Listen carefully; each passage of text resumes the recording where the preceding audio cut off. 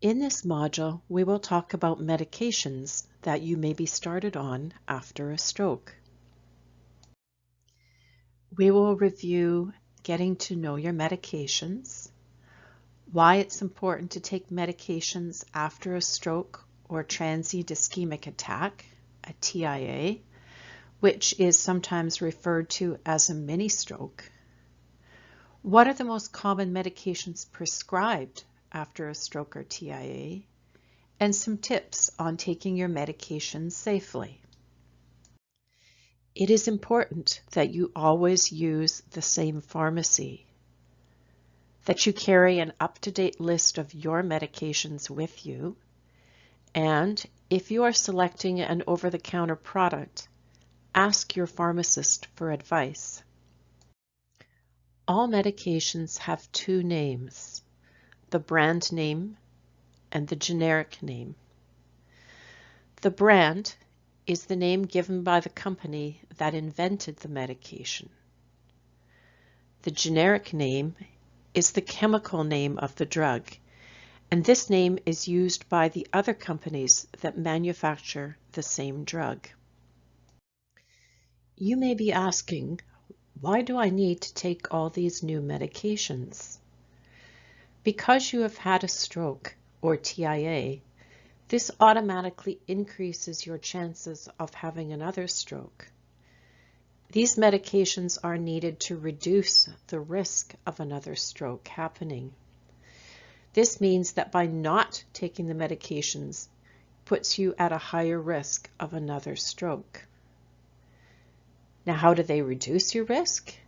They do it by controlling the risk factors that cause the stroke, like atrial fibrillation, high blood pressure, high cholesterol, and diabetes.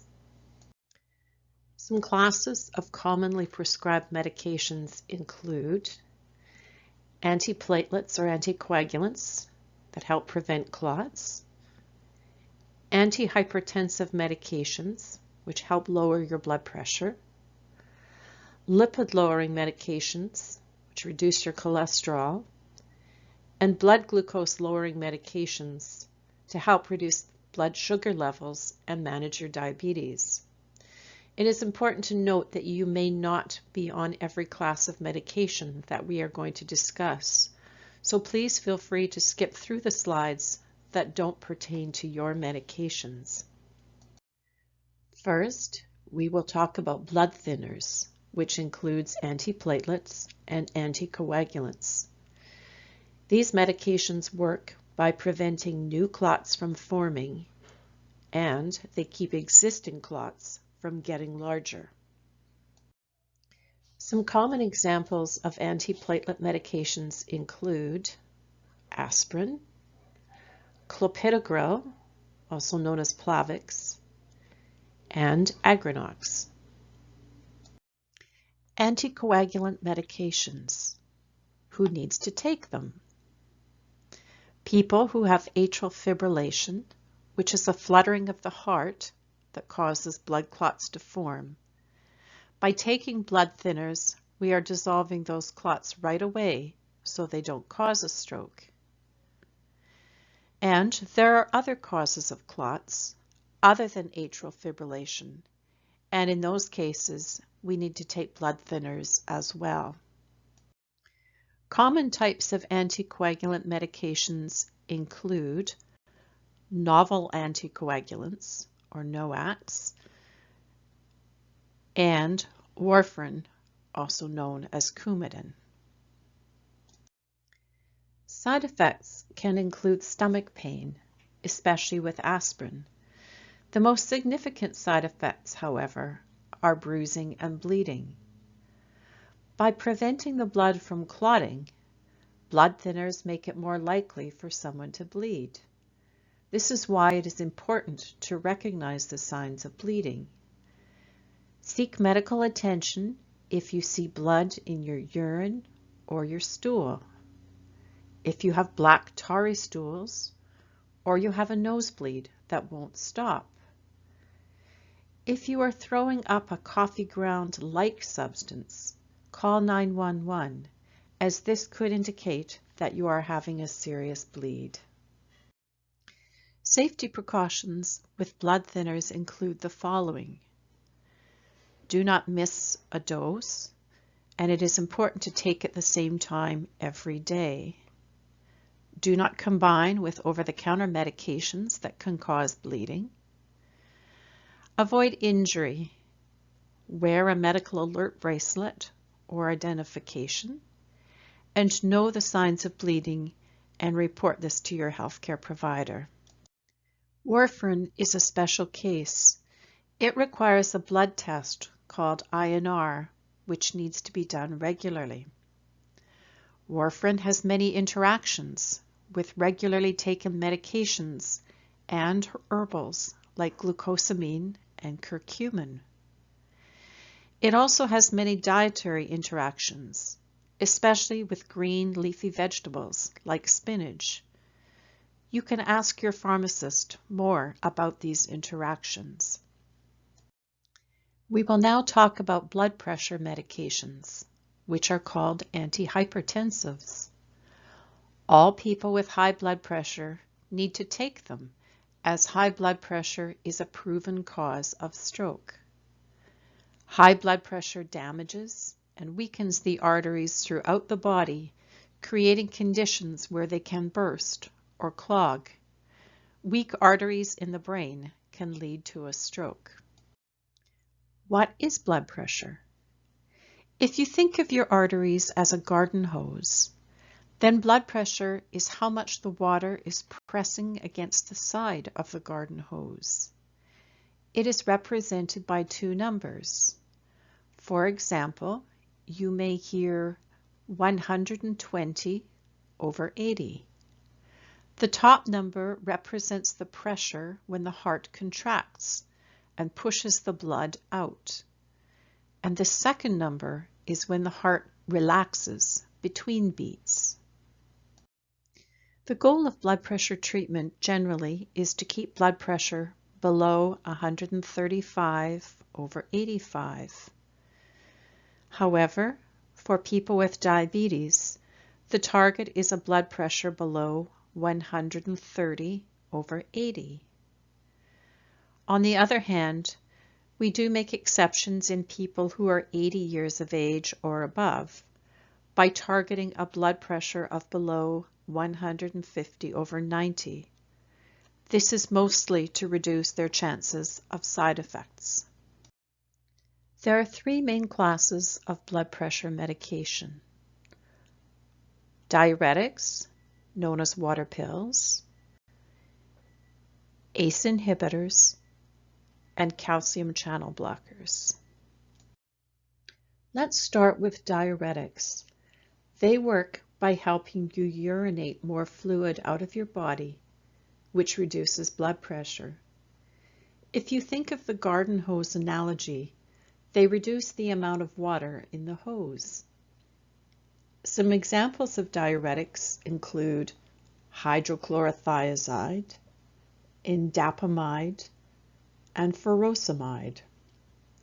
Side effects can include dizziness or lightheadedness, which can be serious because this can cause you to lose your balance and fall.